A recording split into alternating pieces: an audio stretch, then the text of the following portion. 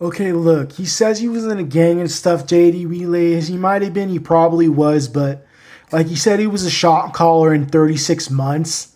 Like, I don't believe that because, like, the way it works, I know somebody that was in a gang and it's a white gang, and he went in there the first time for 7 years. The second time he went in there for like 36 months, and then he was back in jail, and they were putting another charge on him while he was in jail. And he was pissed off that he's like, okay, this is going to be my third set. I've got my third stripe, and they're still not going to make me a shot caller. Like, what happens is you go in the first time, you put in work the whole time you're in there, you get a stripe. You go in the second time, you put in work the whole time you're in there, you get a second stripe. You go in the third time, you go through there, you get a stripe, then you can become a shot caller. And like they generally try and recruit the people that have the most time, like the people that have like from 5 to 7 to 25, so they can like extort rapos longer and like take out the gray area rapos more. The more time you have, the more likely you are to be recruited. Like, if you're just a short timer, you might get recruited, but you, like, gotta, like, show yourself that you're a good motherfucker. Like, they're not just gonna automatically come after you. Like, one of the guys I was celled up with, like, he was in there longer than I was, and it turns out to find out he was PC'd up from Snake River and wouldn't come out the hole until the sergeant literally told him it was safe.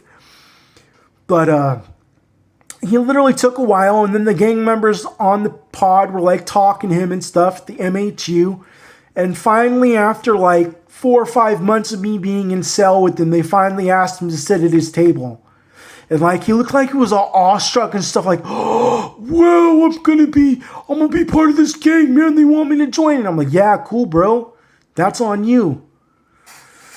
It is what it is, but like you don't just become a shot caller your first time in prison. Like the only time that legitimately happens if you're like in an Asian car or the Paisas, and that's just because they have so little people that like if they will force you in their gang because they have so many little people on their yard, and then they will literally escalate you fast. Like, and the problem with the Pisces is that, like, this is how Paisa politics go that they told me. Like, I was on yard and I was sitting at the benches, and, like, the Paisa came up and we just started having a general conversation. And he's like, I'm not getting into politics to you too much, but our politics are way different. He said, we don't really do much to our sex offenders because we don't judge them. We feel they've already been judged by the system and the judge who sentenced them.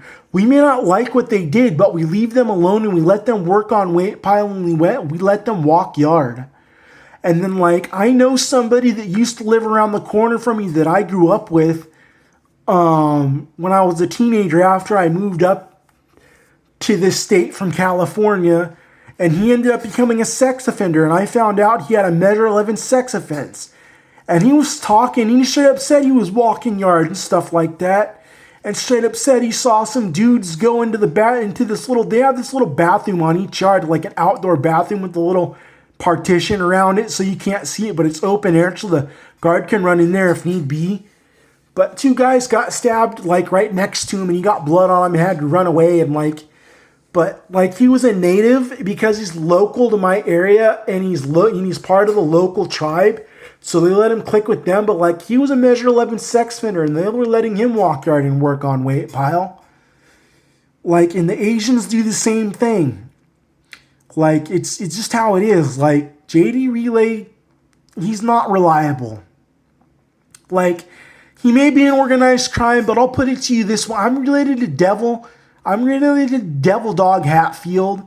I'm also related to Kenneth Morlatt. This dude was my uncle, my great uncle on my biological dad's side, and he was the highest ranking Teamster in California during the Hoffa era, straight out of Oakland, California.